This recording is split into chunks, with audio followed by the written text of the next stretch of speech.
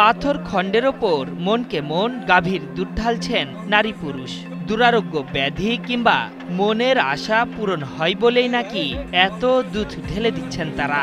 আর এজন্য মাইলের পর মাইল পাড়ি দিয়ে মানুষের মুখে প্রচলিত অলৌকিক এই পাথরে দুধ ঢালতে আসেন অনেকেই।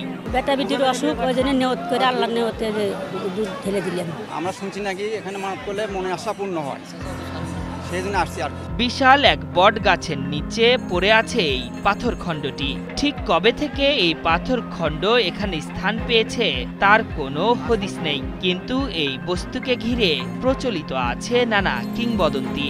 অনেকবার চেষ্টা করেও শক্তিশালী হাতি কিংবা যন্ত্রের সাহায্যেও এটি সরানো যায়নি। এসব কথা লোকের মুখে মুখে ছড়িয়ে গেলে এখানে শুরু হয় দুধ ছিটানো।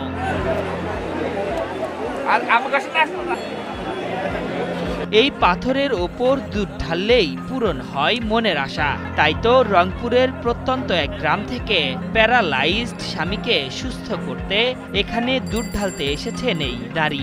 আমার বাড়ি রংপুর।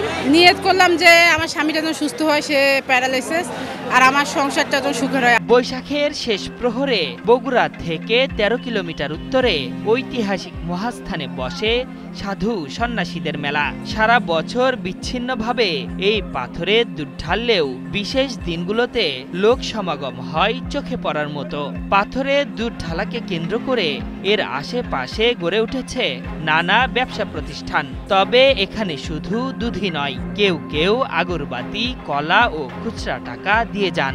এই পীরের জায়গা দুধ ঢাললে মনে করেন আমার ওক বাজনা সব নিয়ত করে আজকে আল্লাহর মধ্যে ভালো হয়। একটা নিয়ত করি আল্লাহর কাছে, ওইটা নিয়ত আল্লাহ পূরণ করে দেয় যে আমার অসুখ বেসুখ আল্লাহ মাফ করে দিবে, আমার স্বামীর অসুখ বেসুখ মাফ করে দিবে, আমার স্বামীর প্যারালাইসিস। যেসব দুরারোগ্য ব্যাধির চিকিৎসা দিতে পারেনি আধুনিক বিজ্ঞানও, সেই রোগগুলো এখানে দুধ ঢেলে সুস্থ হওয়ার বিষয়টি কুসংস্কার ছাড়া কিছুই নয় বলছেন সচেতন নাগরিকরা। আশরাফুল ইসলাম, ৭১।